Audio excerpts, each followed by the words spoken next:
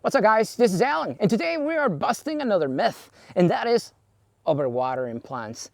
All the time, especially new gardeners, they always blame water to the reason why their plants are dying. But in reality, overwatering is one of the last reasons why your plants are dying. And in today's episode, I'm going to be showing you, I'm going to be teaching you exactly what's killing your plants. And water, it's not it. So stick to the end to find out.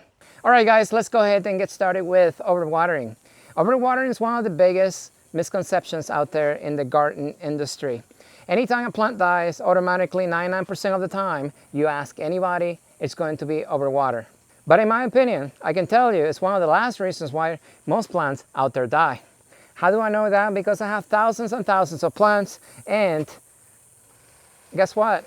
I can count in both my hands for the past few years how many of my plants have actually died from overwatering. Yeah, and I've killed thousands of plants. I'm not proud of that, but guess what? That is how we learn. I didn't have any mentorship. Nobody taught me anything. Everything that I teach in my videos, I had to learn the hard way. And this is the main reason why I make these videos, so that way you don't make the same mistakes I did. So let's talk about overwatering. There are a few things you need to understand about watering before we actually get to what actually kills your plant. So most of the water that you give your plants use through a process called transpiration. Transpiration is another word for sweating. Over 90% of the water you give your plants, they use for sweating. The hotter the environment around your plant, the more your plant's going to sweat, the faster the soil is going to dry out. So now that you understand how water is being used by your plants, let's talk about overwatering. Now, all my plants right here, this section is getting watered 4 times daily. Yes, my containers never go dry. My containers actually have stayed wet for the past, since summer started. In my area, the temperature started warming up around May. So for the past few months, these containers have not dried 100%. Now, I follow the 50% rule for watering my plants, and that is I wait until 50% of the containers is dry before I actually water my plants. But the bottom 50% of this container never dries. It has stayed wet for the past few months, and it's going to remain wet for the next few months until the temperatures drop. So if overwatering was that common, all my plants over here would be dead, every single one. Yes. So that is proof number 1 that overwatering is not going to kill your plants, especially if you know how to actually water. Now let's talk about the second reason. Some people are going to argue, yes, the non-believers out there are going to say your potting mix drains the water well, you're following the 50% rule, which is the best rule ever invented since sliced bread out there. But anyways, I'm the one that actually invented that rule, by the way. But anyway, so some people are going to argue, and they're going to say, well, what about your plants needs to stay wet permanently? Your plants are drying out, and that's the reason why they're not being overwatered. Well, these plants right here, they're on flood trays. There's a flood tray right here, and then I have another flood tray right here.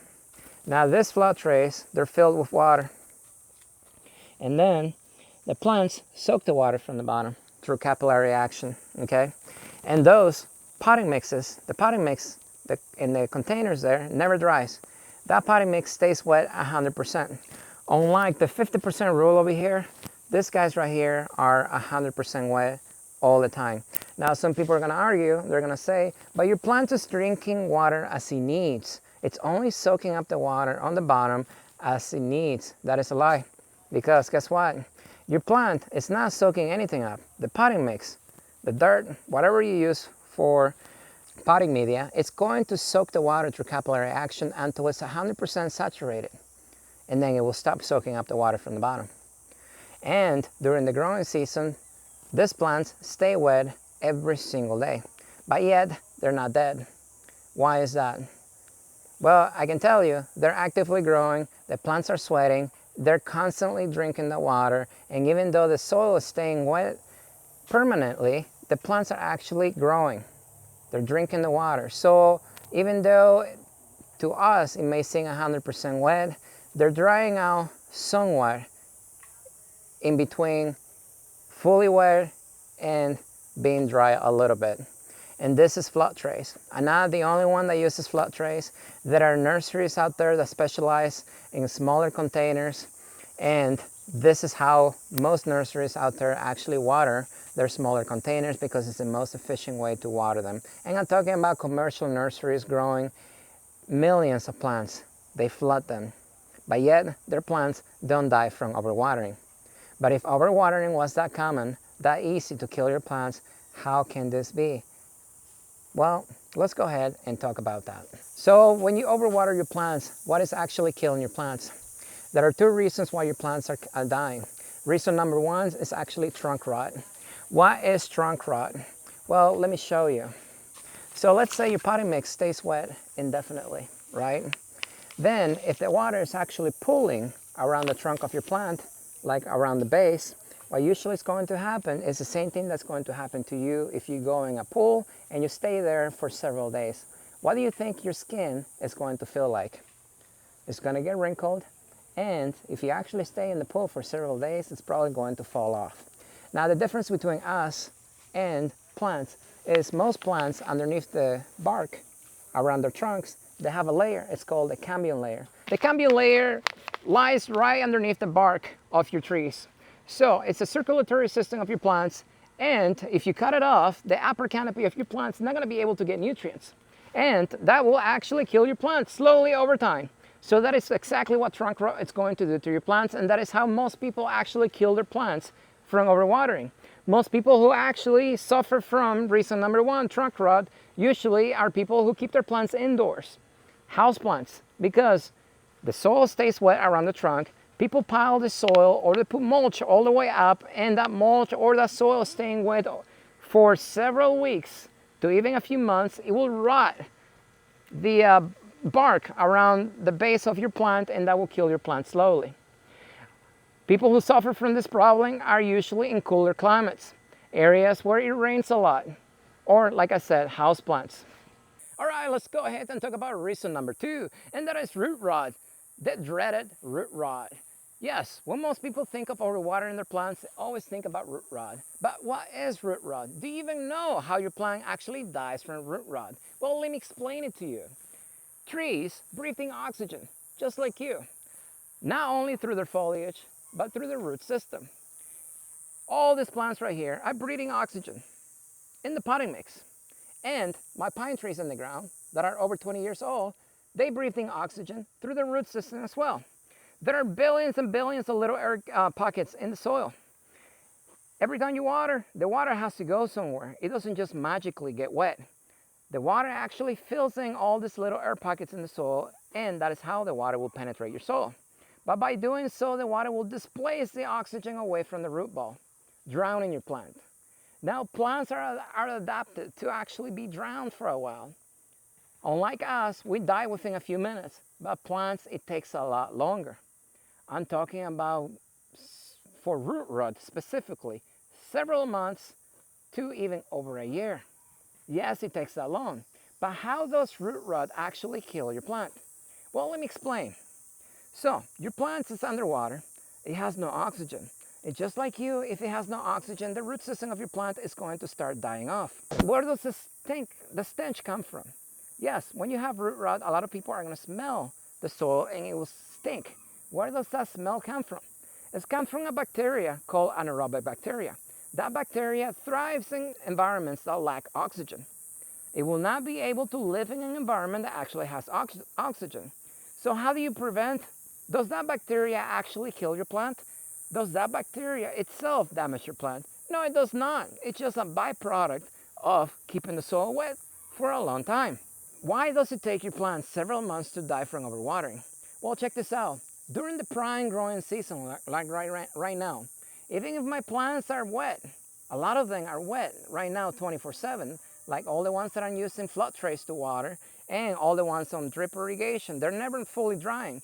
How are they not rotting away? Because two things are happening. For one, I'm letting the soil dry somewhat.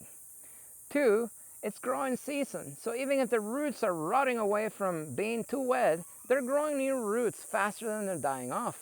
This is why in tropical areas or where plants are native to, you hardly ever see overwatering issues from native plants because those plants can grow faster than you are killing them. Now, if you keep the soil wet 100% throughout the entire season, and then winter comes, the temperatures cool off, well, what happens? Well, your plant is not going to grow anymore. The evaporation rate is going to go down. The soil is going to take even longer to actually dry. And at that point is when you are actually going to see overwatering issues. By then, it's been several months to even over a year. And what are overwatering symptoms are you going to see? Well, the main nutrient your plants need to survive is nitrogen. By watering the soil all the time, it's going to leach, it's going to flush all the nutrients away from the root ball. And lack of nitrogen on most plants is going to cause your leaves to turn pale yellow. Now, if you don't fix the problem and your plant is actually, the root system is dying off, then the next symptom you're going to see is the upper canopy of your plant is going to start dying back. Just like if you didn't water your plant, because the plant is not able to push the water and the nutrients higher up the canopy of your plant because the root system is no longer there, because it's dying off from being in an environment that lacks oxygen. So the upper canopy of your plant is going to start dying back. Then your leaves are going to wilt, and then slowly but surely the entire canopy from top to bottom is going to die back. That process takes a long time to even get started. Like I said, several months to over a year. But once your plants actually start showing symptoms, it takes even several weeks for your plants to even completely die from overwater. But what actually speeds up the process is how cold the environment around your plant is and how fast your plant's actually growing. And that is how your plants die from being overwatered. Overwater, like I said earlier, is one of the last things that I worry about when I take care of any of my plants in here. Overwatering takes months to over a year to kill your plants. In my area, not watering your plants takes one single afternoon to kill them. So which one would you rather do? Not water your plants or overwater them for a little bit? In my opinion, I would rather overwater my plants during the summer than to lose them in a matter of a few hours if they go dry in the summer. So if you're new to gardening, or even if you're an experienced gardener, now you understand how your plants actually drink the water, where does that water go, and now you understand what actually kills your plants when you overwater them. Gardening is very easy to learn if you actually pay attention. Anyways, if you have any questions, as always, comment below, guys. If you like the video, don't forget to like it. Yes, because the truth doesn't sell. And I can tell you, when you speak the truth, YouTube does not recommend the videos to other people because truth does not sell. Anyways, guys, as always, if you haven't subscribed, click that subscribe button, and I will see you next time.